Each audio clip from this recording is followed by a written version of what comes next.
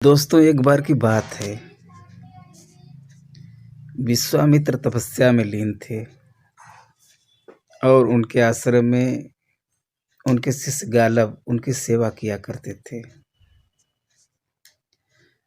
धर्मराज ने विश्वामित्र की परीक्षा लेने के लिए गुरु वशिष्ठ का रूप धारण किया और आश्रम में जाकर विश्वामित्र से तुरंत भोजन मांगा। विश्वामित्र ने मनोयोग से भोजन तैयार किया, किंतु जब तक भोजन धर्मराज के पास पहुंचता, वे अन्य तपस्वी मुनियों का दिया भोजन कर चुके थे।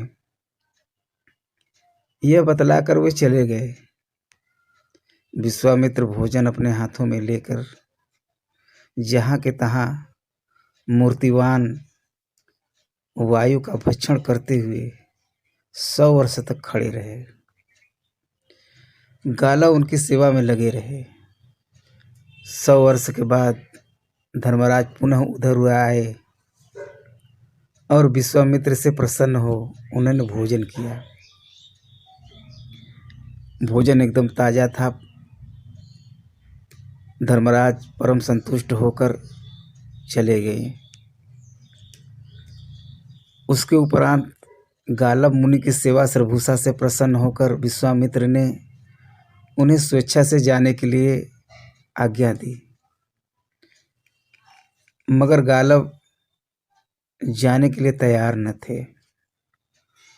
उनके बहुत आग्रह करने पर खींचकर विश्वामित्र गुरु दक्षिणा मांगा और गुरु दक्षिणा में चंद्रमा के समान श्वेत वर्ण के किंतु एक ओर से काले कानों वाले 800 घोड़े मांगे। गालव निर्धन शिष्य था, ऐसे घोड़े भला कहाँ से लाता।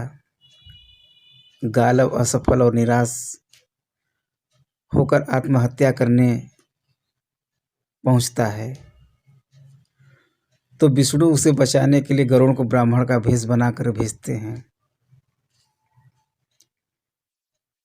गरुड़ गालव को समझाता है कि वानप्रस्थ ले चुके ययाति इतने दानवीर हैं कि हर हाल में तुम्हारी मदद करेंगे। ऐसे में जबकि पूरे आर्यावर्त में किसी एक राजा के पास 800 श्यामकर्णी अश्वमेधी घोड़े मिलना मुश्किल है। गरुड़ गालव को अपने मित्र ययाति के पास ले गया। ययाति राजा होकर भी उन दिनों आर्थिक संकट में था।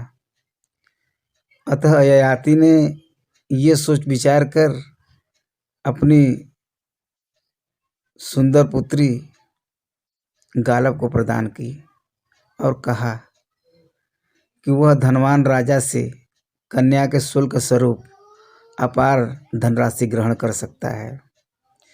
ऐसे घोड़ों की तो बात ही क्या। कन्या का नाम माधवी था।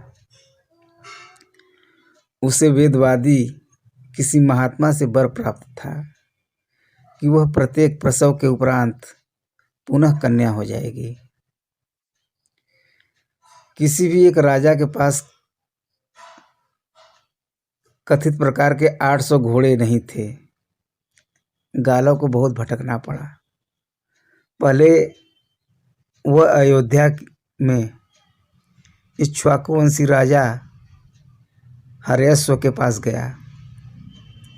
उसने माधवी से वसुमना नामक राजकुमार प्राप्त किया तथा शुल्क स्वरूप 200 अश्व प्रदान किए। धरोहर स्वरूप घोड़ों को वही छोड़कर गालव माधवी के लेकर काशी अधिपति दिवोदास के पास गया। उसने भी 200 अश्व दिए तथा प्रतर्दन नाम का पुत्र प्राप्त किया। तदुपरांत 200 घोड़ों के बदले भोजनगर के राजा उरिसिनर ने शिवी नामक पुत्र प्राप्त किया। गुरु दक्षिणा में अभी भी 200 घोड़ों की कमी थी। अतः इन 600 घोड़ों से के अतिरिक्त ऐसे घोड़े कहीं नहीं मिले।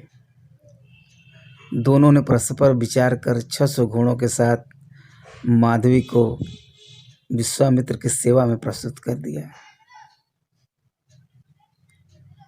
विश्वामित्र ने माधवी से अष्टक नामक यज्ञ अनुष्ठान करने वाला एक पुत्र प्राप्त किया। गालव ने माधवी को उसके पिता ययाति को फिर से सौंप दिया। दीक्षांत समारोह में गालव को ऋषि की उपाधि मिली। विश्वामित्र को प्रशंसा मिली और ययाति को उनकी दानवीरता के लिए सराहा गया। मगर माधवी फिर क्या अपना कौमार्य प्राप्त कर पाई।